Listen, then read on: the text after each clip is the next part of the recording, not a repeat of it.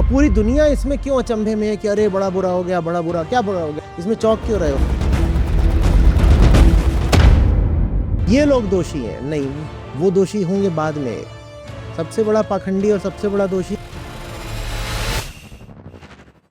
मेरा सवाल Epstein files के ऊपर है। एक साधारण सा फिजिक्स और मैथ पढ़ाने वाला टीचर अंतर्राष्ट्रीय एक सेक्स ट्रैफिकिंग जैसे केसेस में उसका नाम आने लगता है, और वो भी माइनर गर्ल्स वगैरह उसमें इन्वॉल्व है। क्या इसमें मनी, पावर और सेक्स, इन चीजों में कोई संबंध है क्या? तुम एक झूठी मान्यता में जीना चाहते हो कि इंसान बाय डिफॉल्ट होता तो अच्छा है, बस वो पावर उसको करप्ट कर देता है। जेलों में तो बस वो कैद हो जाते हैं जो पकड़ में आ जाते हैं, बाकी सब तो इज्जतदार कहलाते हैं ना।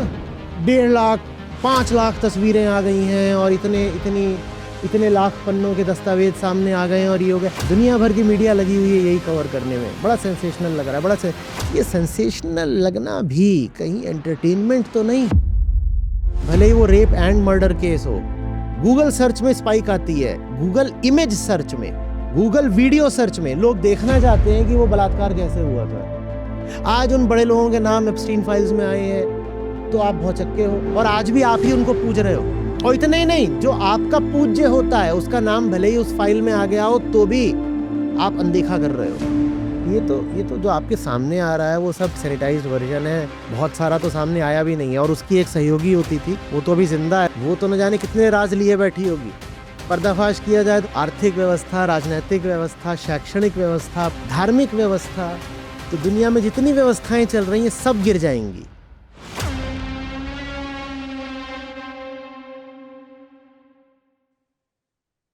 अच्छा जी, नमस्ते। मेरा सवाल एप्स्टीन फाइल्स के ऊपर है, जो आज मीडिया में एक सनसनीखेज खबर बनी हुई है। एक साधारण सा टीचर, उसका अंतर्राष्ट्रीय एक सेक्स ट्रैफिकिंग जैसे केसेस में उसका नाम आने लगता है, और वो भी माइनर गर्ल्स वगैरह उसमें इन्वॉल्व है। हालांकि केस 2006 से मीडिया की खबरों में है, पर अभी तक भी उस केस की पूरी तरह से परतें खुल नहीं पाई है।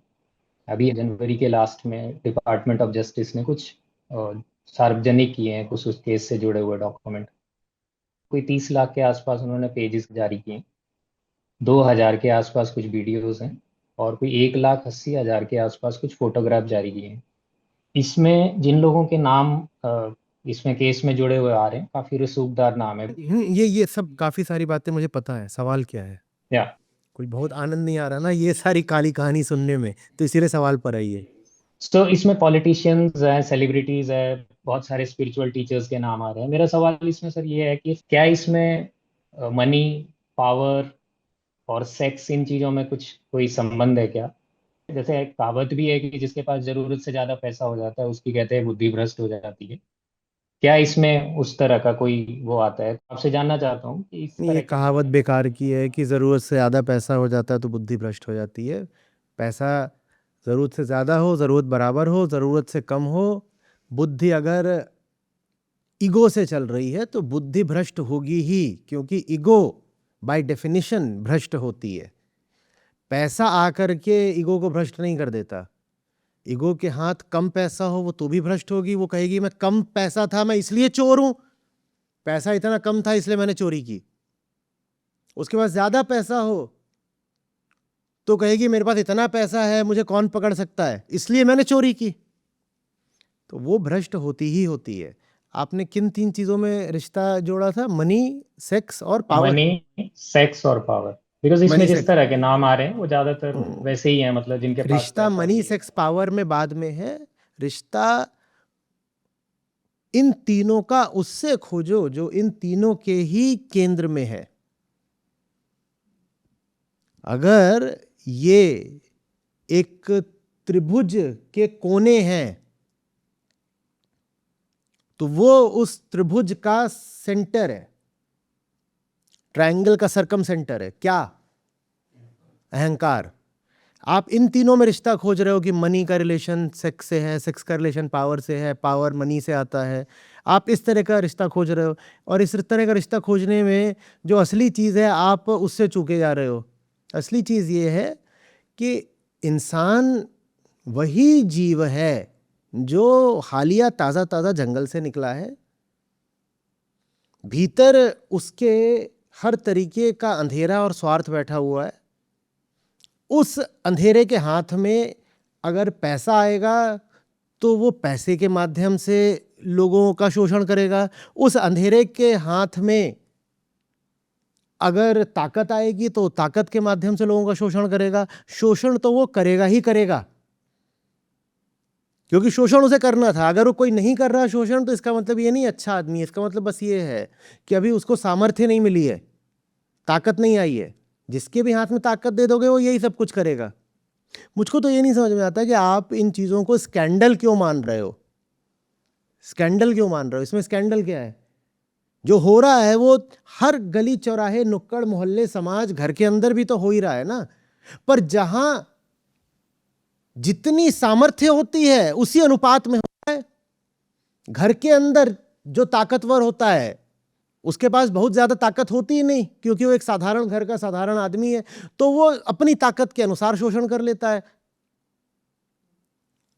फिर जिले में जो ताकतवर होता है, बाहुबली होता है, उसके पास ज्यादा ताकत होती है तो वो ज्यादा शोषण कर लेता है अपनी ताकत के हिसाब से। फिर जो पूरे देश का सबसे बड़ा सेठ होगा उसके पास और ताकत होगी तो वो अपनी ताकत के हिसाब से करेगा। जो राष्ट्रपति वगैरह होंगे दुनिया में उनके पास और होगी ताकत तो वो अपनी ताकत के हिसाब से करेंगे। इसमें चौंक क्या जाते हो इतना? और पूरी दुनिया इसमें क्यों अचंभे में है कि अरे बड़ा बुरा हो गया, बड़ा बुरा क्या बुरा हो गया? जो हो रहा है वो हर जगह हो रहा है और सदा से हो रहा है। इसमें चौंक क्यों रहे हो? चौंक इसलिए रहे हो क्योंकि तुम एक झूठे सपने में जीना चाहते हो।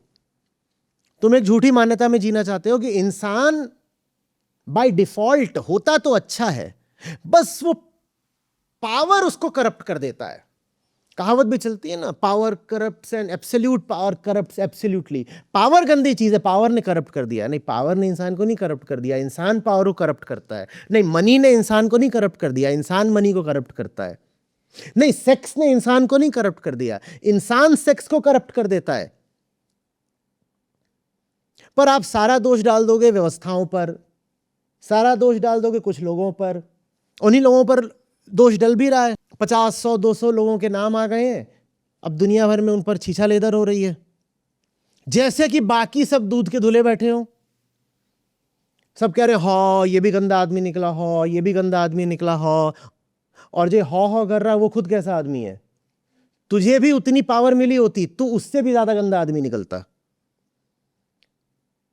अगर आम मध्यम वर्गीय आदमी किसी कदर अपने आप को अच्छा घोषित कर ले रहा है तो उसकी वजह यह नहीं है कि वो अच्छा है, उसकी वजह यह है कि उसको बुरा होने का मौका नहीं मिल रहा है। जिस दिन उसको तुम मौका दे दो, ताकत दे दो, फिर तुम उसकी हवस देखो, उसकी वहशत देखो, उसकी पशुता देखो, उस दिन देखना। जेलों में तो बस वो कैद हो जाते हैं जो पकड़ में आ जाते हैं, बाकी सब तो इज्जतदार कहलाते हैं ना। आप कहेंगे नहीं, हर आदमी थोड़ी गुनहगार होता है। हाँ बिल्कुल, हर आदमी ने गुनाह किया नहीं है, पर इसलिए नहीं कि वो अच्छा आदमी है, इसलिए कि डरा हुआ था कि गुनाह करूंगा तो पीटा जाऊंगा, इसलिए गुनाह नहीं करा है। और कई बार गुनाह सिर्फ इसलिए नहीं करा है क्योंकि गुनाह करने का अनुकूल मौका नहीं मिला। मौका देकर देखो, पूरी दुनिया की आबादी आ जाएगी एप्स्टीन फाइल्स में। जितना पैसा उन लोगों के पास था और जितनी ताकत उन लोगों के पास थी जिनके नाम सामने आ रहे हैं, उतना पैसा उतनी ताकत आम आदमी को देकर देखो वो क्या करता है। तो इसमें चौंकने की कोई बात नहीं, इसमें ऐसा नाटक करने की कोई बात नहीं कि बाकी सब तो दुनिया के लोग अच्छे हैं, बस ये अमीर ज़्यादा ही नालायक होते हैं। हमारी जो प्रजाति है वो अहंकार से चलती है। इस मायने में मनुष्य की प्रजाति बाकी सब प्रजातियों से विशिष्ट है।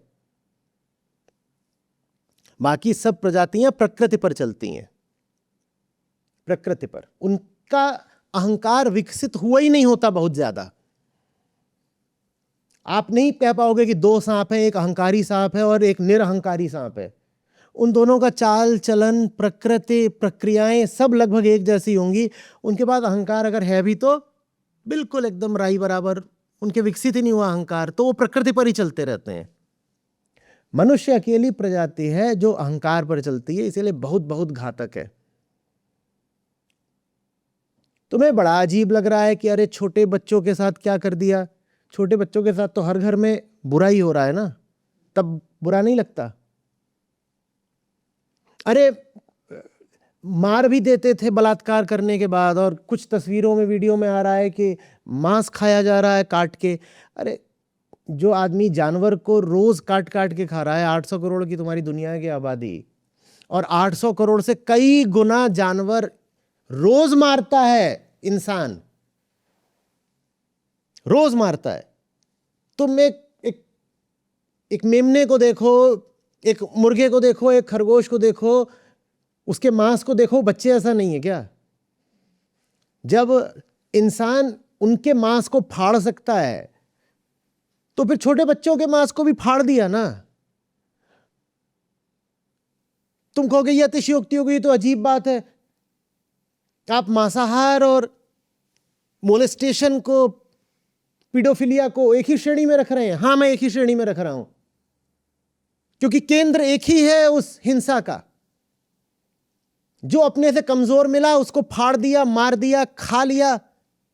यही तो है ना, सिद्धांत तो यही है ना। अपने से कमजोर है तो उसको खा जाएंगे। शेर का मांस थोड़े ही खाते हो, बाघ का मांस थोड़े ही खाते हो, पोलर बियर का मांस थोड़े ही खाते हो। बछड़े को मार देते हो, मेमने को मार देते हो, मुर्गे को मार देते हो, खरगोश को मार देते हो, सुअर को मार देते हो, क्योंकि वो कमजोर है। तो वही सब तो हो रहा था वो एप्स्टीन आइलैंड पे। क्या नाम था आइलैंड का? नाम ही क्या था उसका? एक आइलैंड का ही पूरा नाम दिया है ना उसने, वर्जिन आइलैंड करके। Virgin island. और वहां उसका जहाज था लोलिता एक्सप्रेस। लोलिता जानते हो ना? एक कहानी की एक पात्र है, अंडर एज लड़की लोलिता, उसके नाम पे उसने नाम रखा था। उसी से वो सारे वीआईपीज को ले लेके अपने आइलैंड पर जाता था, और वहां पर जो भी उसके आइलैंड पर ये सब हो रहा है तो तुमको बड़ा झटका लग गया। और घर घर में भी तो यही हो रहा है, तब झटका नहीं लगता। हर घर में यही हो रहा है तब तुम्हें झटका नहीं लगता।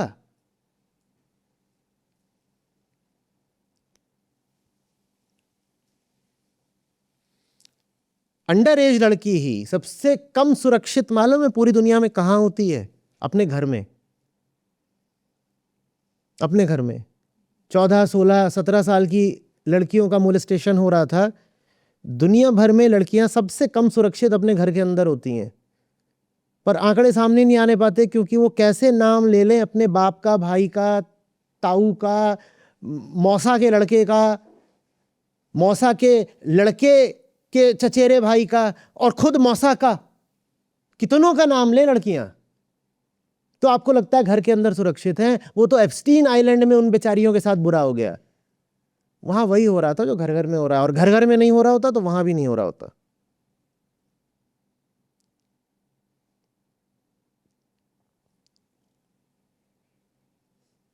सबसे बड़ा पाखंडी ना आम आदमी खुद होता है, पर उसको बड़ा मजा आता है कि वो नेताओं पर और सेठों पर और बाबाओं पर उंगलियां उठा दे। कहता है ये सब दोषी हैं क्योंकि इनके पास सत्ता है, धन है, पहुंच है, तो ये लोग दोषी हैं। नहीं, वो दोषी होंगे बाद में।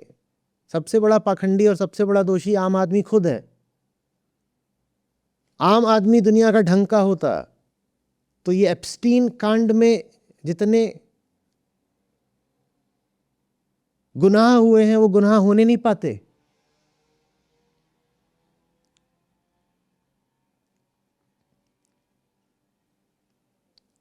हाँ, सेंसेशनल हो जाता है मामला।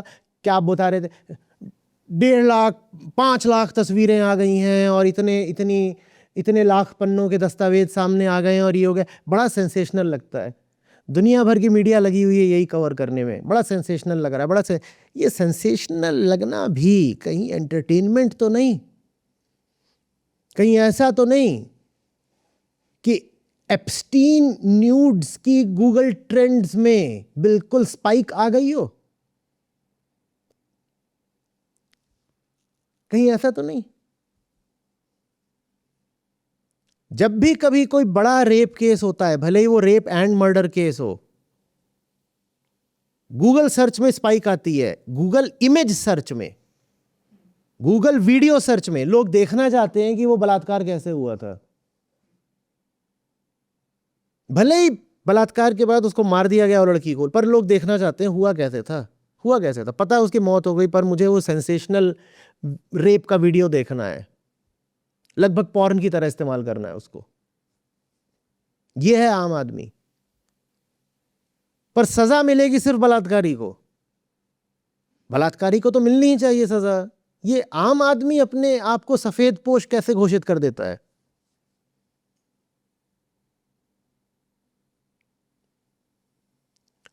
आम आदमी माने कौन? आम आदमी माने हर आदमी के भीतर बैठा वो जिसको ईगो सेल्फ कहते हैं, अहंकार। अहंकार माने घमंड नहीं होता, अहंकार माने मैं का भाव। हमारी स्पीशीज में एक मैन्युफैक्चरिंग डिफेक्ट है, अहंकार को मैं एरर बोला करता हूं। वो मैन्युफैक्चरिंग डिफेक्ट हर बच्चे में जन्म से ही होता है। ये बड़े दुख की बात है, जन्म से डिफेक्ट है। पर एक अच्छी बात भी होती है उम्मीद की, वो डिफेक्ट ठीक किया जा सकता है। लेकिन फिर एक और बुरी बात आ जाती है, उस डिफेक्ट को ठीक करने में घर का, परिवार का, शिक्षा का, व्यवस्था का, समाज का, मीडिया का कोई इंटरेस्ट नहीं है। आपको सब कुछ पढ़ाया जाता है, पर अपने इस डिफेक्ट को कैसे ठीक करना ये नहीं पढ़ाया जाता। आपकी परवरिश में, आपकी शिक्षा में, आपकी धार्मिक व्यवस्था में आत्मज्ञान के लिए कोई जगह नहीं है, तो डिफेक्ट बना रह जाता है भीतर। जब वो डिफेक्ट बना रह जाता है तो फिर उससे हर तरह का भ्रष्टाचार होता है, हिंसा होती है, शोषण होता है, सब होता है। अब ताज्जुब क्यों हो रहा है?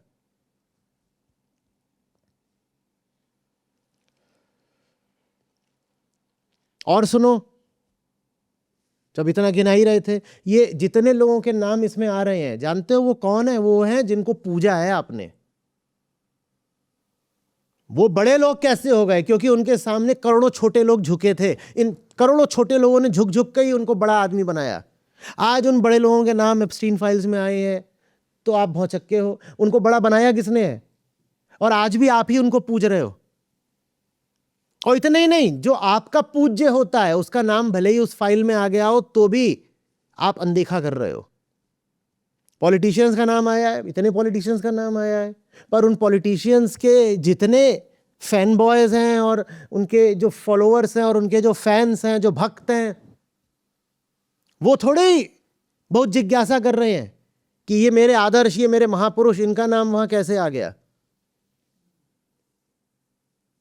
क्योंकि जैसे वो महापुरुष वैसे ही उन महापुरुष के चेले।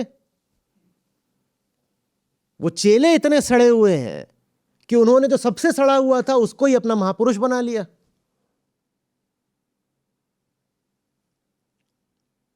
और ये बात आई गई हो जाएगी अभी महीने 2 महीने में या साल 2 साल में। फिर से ये जितने लोग थे जिनके नाम आ रहे हैं, ये फिर से सार्वजनिक मंचों पर दिखाई देंगे। ये फिर से स्कूल कॉलेजेस में, यूनिवर्सिटीज में बुलाए जाएंगे। कॉन्वोकेशन फंक्शंस में ये मुख्य अतिथि बनेंगे। ये पॉलिटिशियंस होंगे अगर, तो फिर से चुनाव लड़ेंगे और आप ही जैसे लोग इनको फिर से वोट भी दोगे। आप ये थोड़ी कहोगे कि ये बिजनेसमैन है, ये सब काम कर रहा था, मैं इसका प्रोडक्ट खरीदना बंद कर दूंगा। आप ही हो जो उसका प्रोडक्ट अभी भी खरीदोगे, आप ही हो जो उसका शेयर अभी भी खरीदोगे। दूसरों पर उंगली मत उठाओ। हमारी प्रजाति ही गड़बड़ है। देखो हमने पृथ्वी ग्रह का क्या कर दिया। हम खा गए ना पूरे प्लेनेट को। हमारी प्रजाति ही गड़बड़ है, मैन्युफैक्चरिंग डिफेक्ट है। और उस डिफेक्ट को ठीक करने में भी हमारी कोई रुचि नहीं है। यद्यपि वो ठीक किया जा सकता है, हमारे पास साधन मौजूद है, हमारे पास ज्ञान मौजूद है कैसे ठीक करना है, पर हम चाहते ही नहीं कि वो ठीक हो, क्योंकि उस डिफेक्ट के साथ हमारे स्वार्थ जुड़े हुए हैं।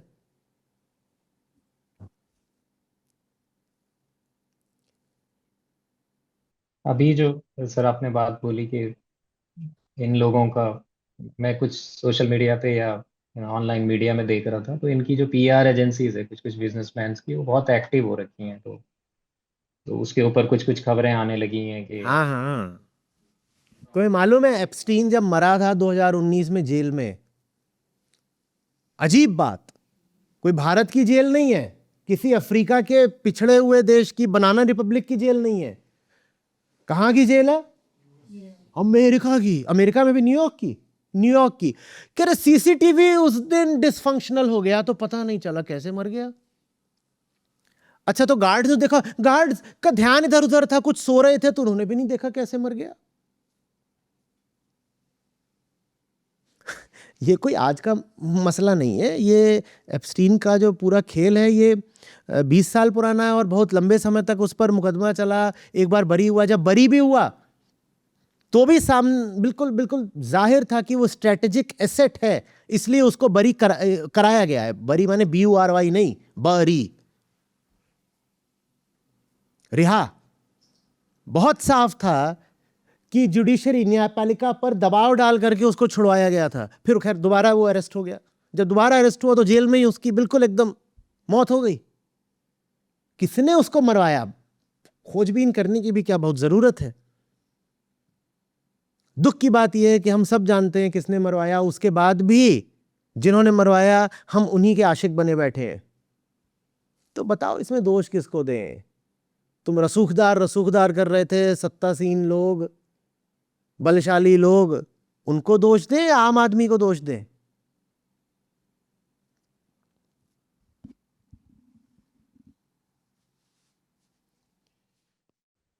एक और आचार्य जी, इसका जैसे सेनेट उनका हियरिंग कमेटी होता है यूएस में, कांग्रेस में, सो उसमें जो उनका FBI है, इन्वेस्टिगेशन एजेंसी है, उसके डायरेक्टर का एक कमेटी के सामने एक इंटेरोगेशन हो रहा है। तो उसमें भी वो सवाल जवाब के बहुत सारे वीडियोस उनका रिकॉर्ड होता है, तो ऑनलाइन आते रहते हैं।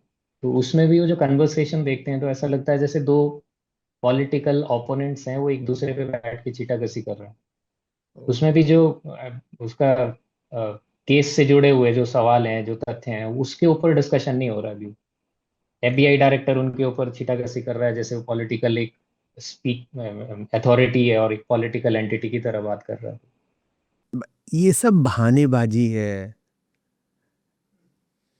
अगर इसकी जड़ तक पहुंच गए तो दुनिया में जितनी व्यवस्थाएं चल रही हैं सब गिर जाएंगी।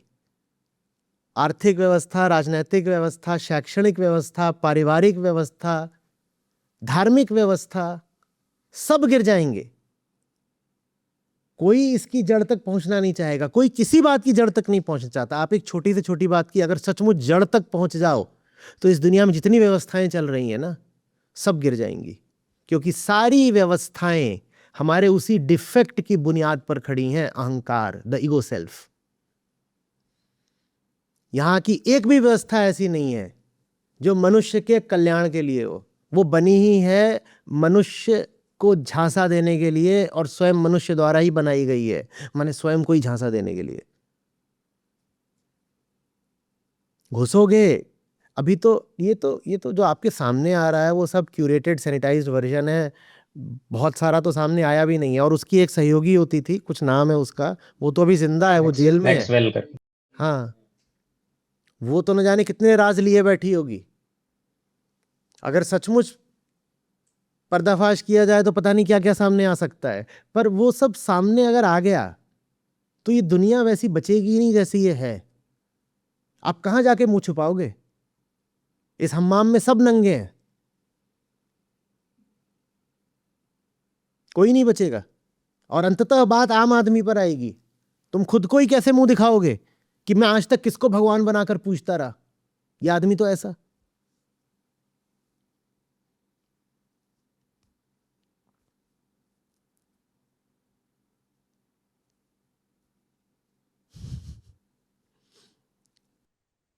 एक एक आचार्य जी, इसमें एक और एक एजम्पशन है जो, मतलब जैसे वेस्ट के बारे में, वहाँ के जुडिशरी के बारे में बहुत हम लोगों को यहाँ लगता है कि नहीं, बहुत ट्रांसपेरेंसी है, स्पीड है। ये केस 2006 से चल रहा है और 2006 से अब 26 आ गया। अभी भी उस केस में वही जो पॉलिटिकल गेमिकिंग इधर से उधर ये सब चल रहा है। तो आई मीन एक एक्शन के तल पे देखते हैं तो ऐसा लगता है कि नहीं नहीं, उधर तो बहुत ट्रांसपेरेंसी होगा, फास्ट होगा, हमारे इधर ही थोड़ा सा स्लो है। बट एक एक सर्टेन लेवल पे जाके वो सब एक जैसे ही दिखते हैं। सर जी, ईस्ट और वेस्ट, अहंकार इज द बेस्ट। क्या फर्क पड़ता है, इंसान तो इंसान है ना, होमोसेपियंस ही तो हैं। ऊपरी अंतर होते हैं। नीचे नीचे सब एक जैसा है। कहा था, for east is east and the west is west and never the twin shall meet. गलत कहा था। ईस्ट वेस्ट सबकी जड़ एक है। क्या नाम है उसका? अहंकार। ऊपरी मुद्दे अलग अलग हो सकते हैं, नीचे नीचे तो इंसान है भाई। वही वासना, वही हवस, वही अज्ञान, वही शोषण। जो कमजोर है उसको खा जाओ, फाड़ डालो। वोटर को धोखा दो, कस्टमर को धोखा दो, भक्तों को धोखा दो।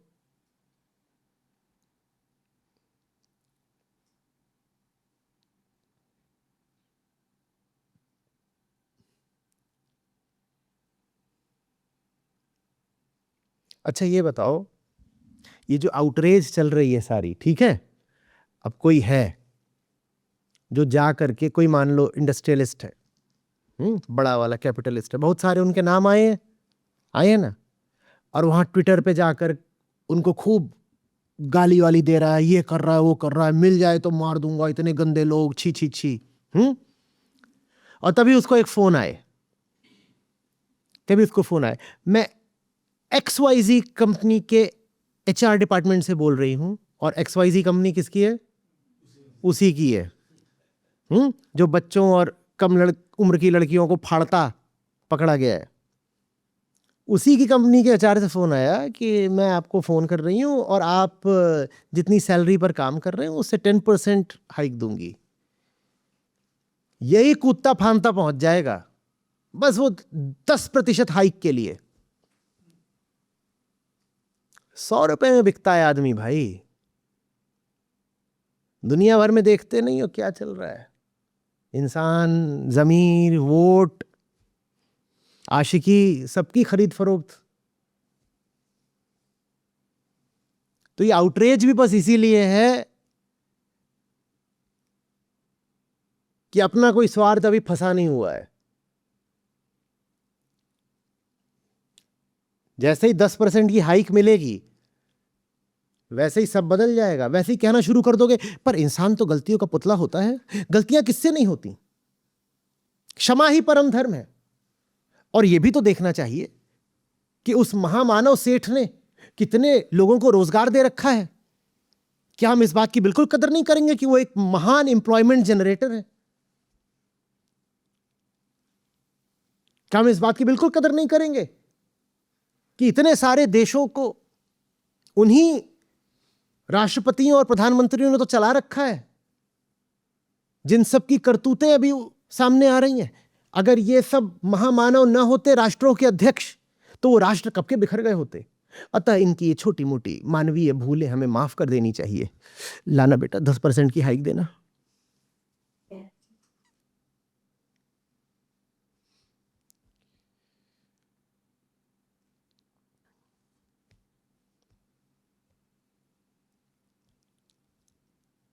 ये हमारी दुनिया है, ये बिल्कुल हमारे जैसी है।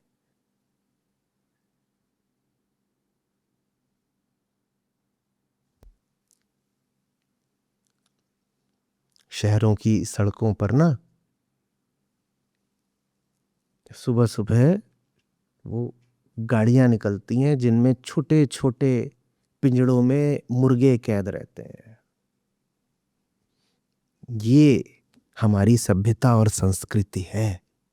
हम होमोसेपियंस हैं। कलकत्ता में मैंने देखा, वहां गाड़ियां भी नहीं थी, वहां साइकिल में दोनों तरफ पैरों से बांध के 20-20 मुर्गे लटका रखे थे जिंदा। हर छोटे छोटे शहर में बाइकों में लटका के उल्टा बांध। तुम्हें क्यों लग रहा है कि हम किसी भी तरह की जघन्य हिंसा नहीं करेंगे किसी छोटे बच्चे के साथ? मैंने देखा मछलियां बिक रही थीं और उनको परात में रखा गया था। उस परात में कुल इतना ऊंचा पानी, बस इतना ही कि वो मछलियां किसी कदर जिंदा हैं तब तक जब तक कि उन्हें ग्राहक खरीद न ले, ताकि दाम ऊंचे लगें ये कह के कि मछली ताजी है। और वो मछली अपना मुंह खोल रही है, सांस लेने के लिए तड़प रही है। ये हम हैं। हम किसी को भी फाड़ सकते हैं अपनी हवस की पूर्ति के लिए। और इतना ही नहीं, हम किसी को भी जिंदा भी रख सकते हैं अपनी हवस के लिए, जैसे उन मछलियों को जिंदा रख रहे थे। हम किसी को जिंदा भी रखते हैं ना, तो उसमें कोई करुणा नहीं होती, उसमें भी हिंसा होती है।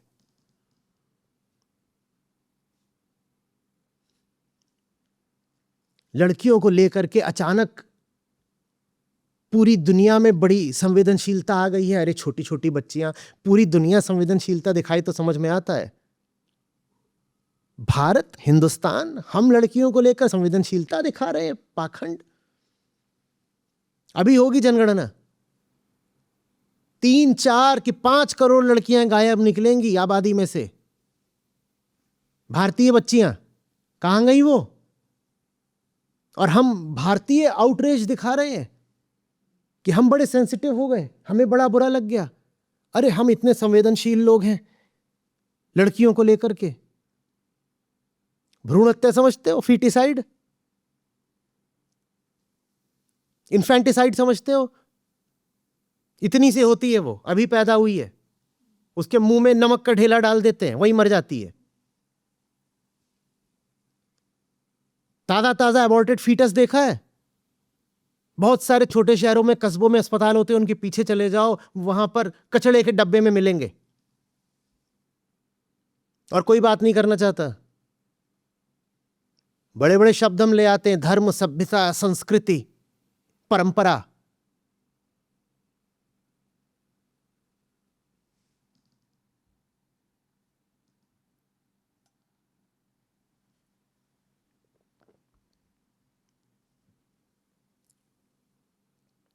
कुत्ते खा रहे होते हैं फीमेल फीटस को।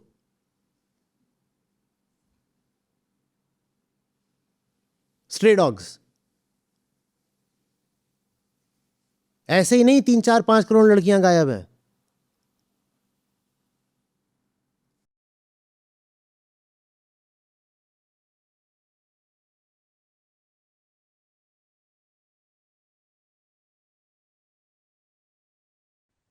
इसमें आचार्य जी एक और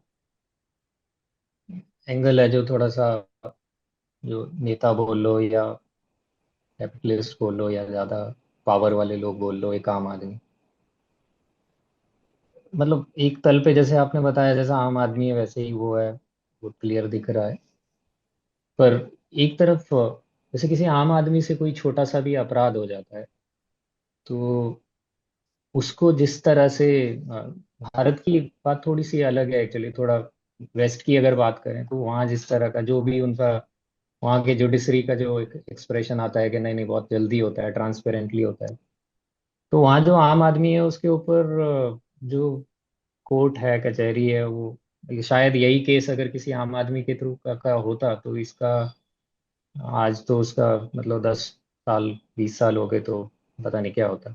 वहीं दूसरी तरफ ये, उस आम आदमी की गलती बस ये होती कि उसने अपने पीछे अपने से भी बौने आम आदमियों की भीड़ नहीं इकट्ठा करी। बहुत सारे आम आदमी जिस आम आदमी को खास घोषित कर देते हैं, वो खास हो जाता है।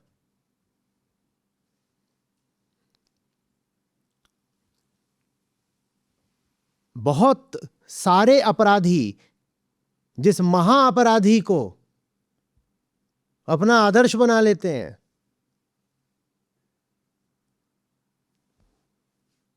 वो ऊपर सिंहासन पर ताज पहने नजर आता है।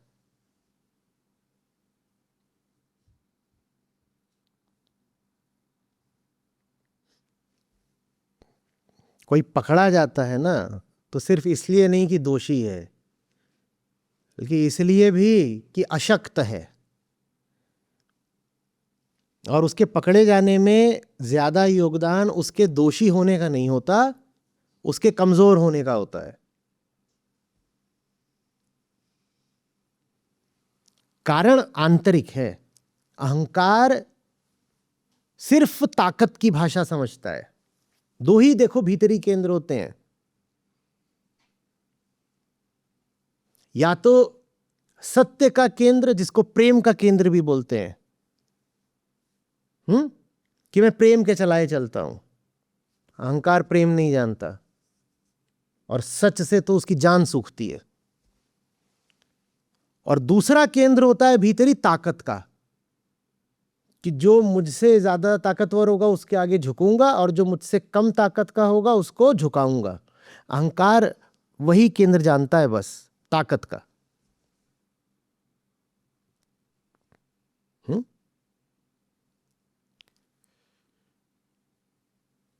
तो समाज भी ऐसे ही चलते हैं। जो ताकतवर होता है उसके आगे झुकते हैं, और जिसकी ताकत कम होती है वो पकड़ा जाए तो उसको सजा दे देते हैं।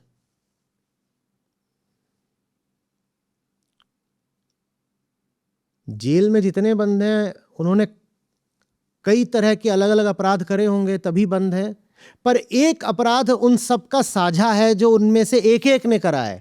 वो अपराध ये है कि वो बलहीन है। वैसे तो किसी ने पॉकेट मार दी होगी, किसी ने बलात्कार कर दिया है, किसी ने कहीं आग लगा दी है, कोई चोर है, किसी ने घूस ली थी, तरह तरह के लोगों ने अपराध करे होते हैं, जेल में होते हैं। पर एक साझा अपराध होता है सबका, वो बलहीन थे इसलिए जेल में। वो अपराध नहीं किया होता तो बाकी सब अपराध उनके किसी न किसी तरीके से माफ हो जाते। बात उन व्यक्तियों की नहीं है, बात दोहरा रहा हूं हमारी प्रजाति के मैन्युफैक्चरिंग डिफेक्ट की है। अहंकार, हम पैदा ही ऐसे होते हैं।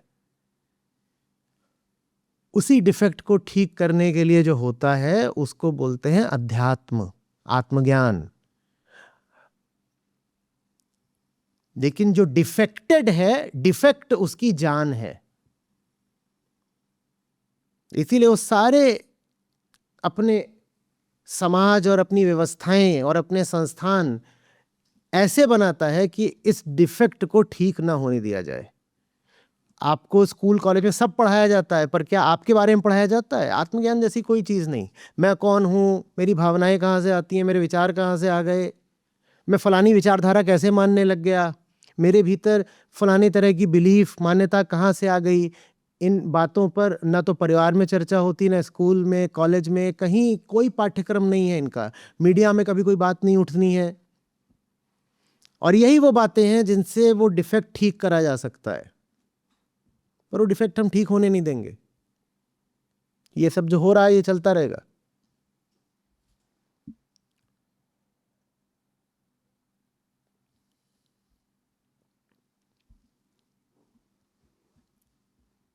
एक मजेदार बात पता है, ये जो सज्जन है एप्स्टीन, ये तो अब रहे नहीं। आपकी नजरों में वो एक बहुत ही खौफनाक और गंदे किस्म के गुनहगार है ना आपकी नजरों में। अब ये देखिए वो अपनी नजरों में क्या थे। वो आदमी अपनी नजरों में हमारी स्पीशीज का सबसे स्मार्ट आदमी था।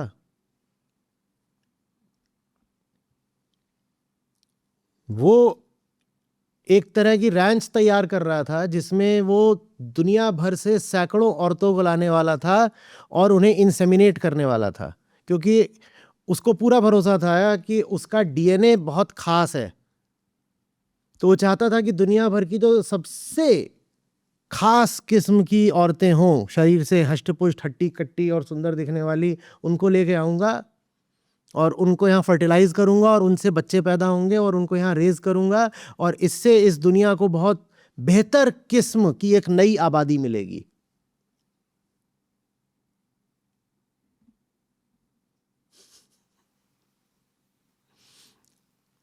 मिल भी गई होती हूँ आबादी,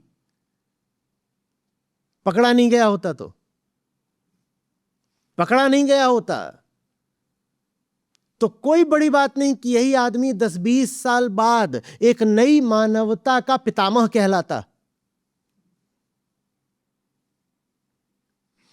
the harbinger of a new species. A glorious example of the power of eugenics.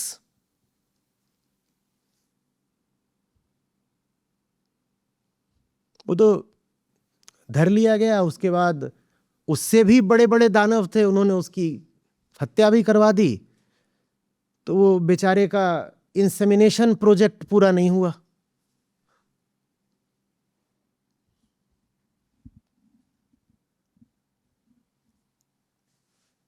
ऐसे तो होते हैं हमारे महामानव और हमारे आदर्श, हमारे हैं ना, तो और कैसे होंगे।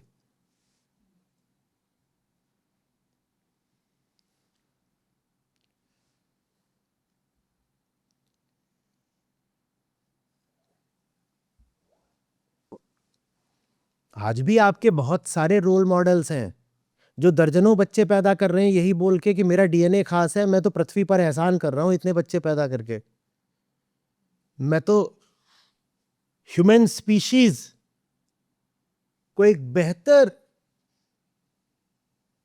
डीएनए, एक बेहतर फिजिकल कॉम्पोजिशन दे रहा हूं, देखो इसलिए मैंने 12-14 बच्चे पैदा करे हैं। और आप उनको कहते हो वाओ,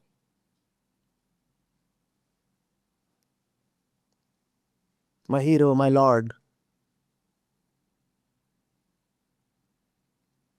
और ऐसों का भी नाम है वैसे फाइल वगैरह में, पर फर्क क्या पड़ता है, पड़ता है क्या? वास्तव में कोई नहीं चौंका, ना किसी को कोई दुख है, स्कैंडल नहीं है, सेंसेशन है, ट्रबल नहीं है, टिटिलेशन है।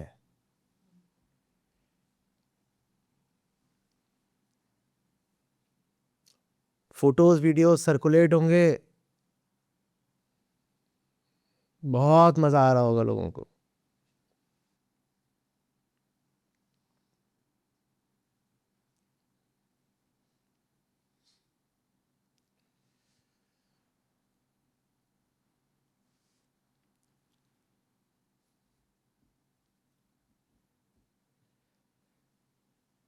जो मैंने बोला है उसको 6 महीने बाद आजमा के देख लीजिएगा। यही बहुत सारे लोग जिनके नाम पे आज थू थू हो रही है, ये दोबारा सिंहासनों पर नजर आएंगे, ये दोबारा पॉपुलर इमेजिनेशन के आइडल्स बन जाएंगे। दोबारा आप पाएंगे कि सार्वजनिक मंचों पर इनका महिमा गान हो रहा है और इनको माल्यार्पण हो रहा है। वो जिनको अभी आप पकड़ रहे हो चाइल्ड मोलेस्टेशन में, यही बुलाए जाएंगे बच्चों के स्कूलों में एनुअल डे पर और ट्रॉफीज देने के लिए, और यूनिवर्सिटीज के कॉन्वोकेशन में, और यही यूनाइटेड नेशंस में जाकर के पीस एंड हार्मनी पर लेक्चर देते भी नजर आएंगे।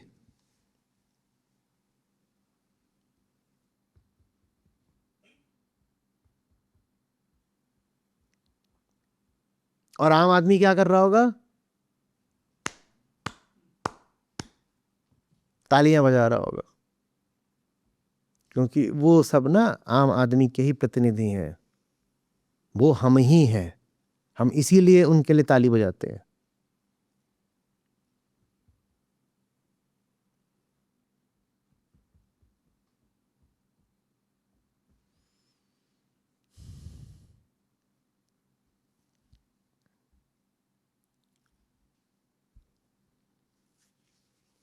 और कुछ? सर इसमें एक्चुअली जब तक जो भी इसमें अपराधी है तब तक वो जिंदा था तो लगभग एक हीरो की तरह था, और उसके ऊपर जो केस भी लगा था वो 1 साल 8 महीने की उसको कुछ सजा हुई थी, छोटा सा कुछ तो प्रोस्टिट्यूशन का केस लगा के। ये सारा जो भी मसाला मिर्च आ रहा है ये उसके जाने के बाद आ रहा है, तो अब उसको एक विलन की तरह पोर्ट्रेट किया जा रहा है, और बाकी जितने उसके साथ वाले हैं उनकी पीआर एजेंसीज एक्टिव हो गई हैं कि उनका ऑब्जेक्टिव ये था, उनको कोई ऐसा वो एक कोर ग्रुप बनाना था जो पेंडेमिक के ऊपर रिसर्च कर सके, ये कर सके, वो कर सके, तो वही है।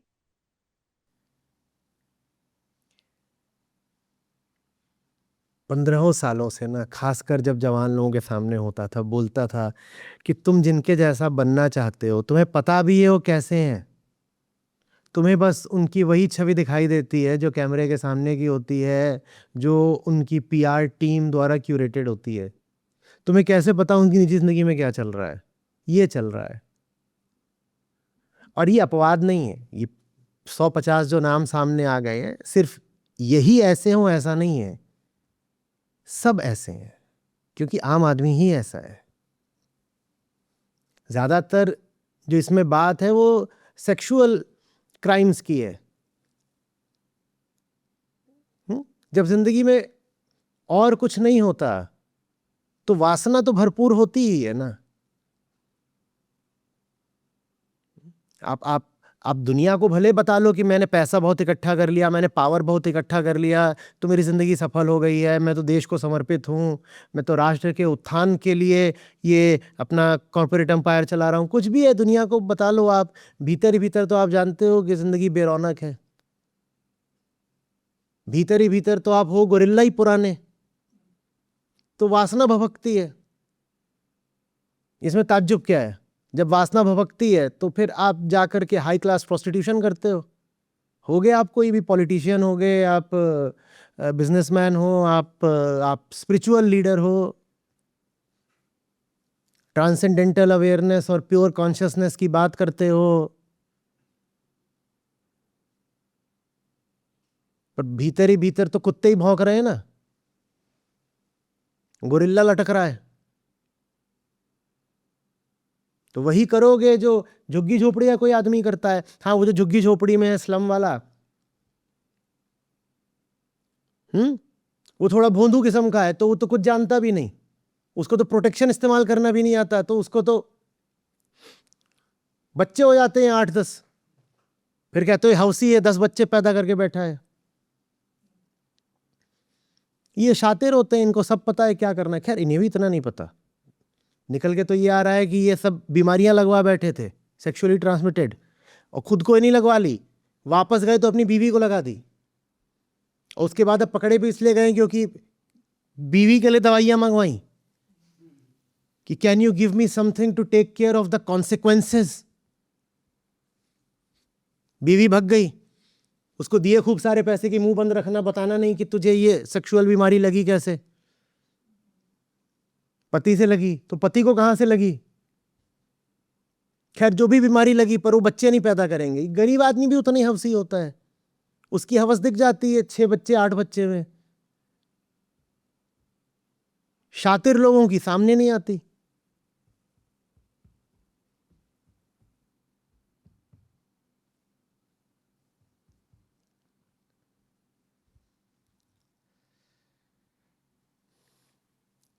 आम आदमी को हवस से कोई समस्या नहीं है। देखो, उसे समस्या प्रेम से है। प्रेम दिख गया कहीं तो वो गोली मार देगा। हवस तो प्राचीन है, हवस की तो निंदा भी बस ऊपर ऊपर से कर दी जाएगी। हाँ ठीक है, अरे नहीं नहीं नहीं, वासना बुरी बात है, हवस वगैरह चलती है। सबसे ज्यादा खतरनाक चीज क्या होती है आम आदमी के लिए? प्रेम। प्रेम दिख गया तो गोली मार देगा। प्रेम नहीं बर्दाश्त होता, चाहे वो जीवन के प्रति प्रेम हो, चाहे किसी स्त्री के प्रति प्रेम हो, पुरुष के लिए किसी के प्रति प्रेम, प्रेम नहीं बर्दाश्त कर सकता। हवस तो नॉर्म है।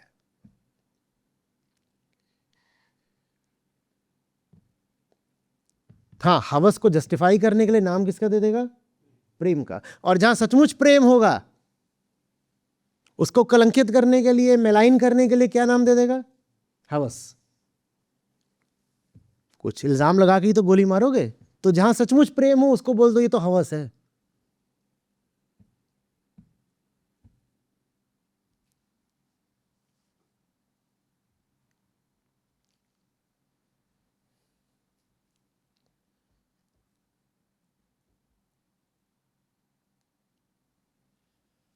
धन्यवाद आचार्य।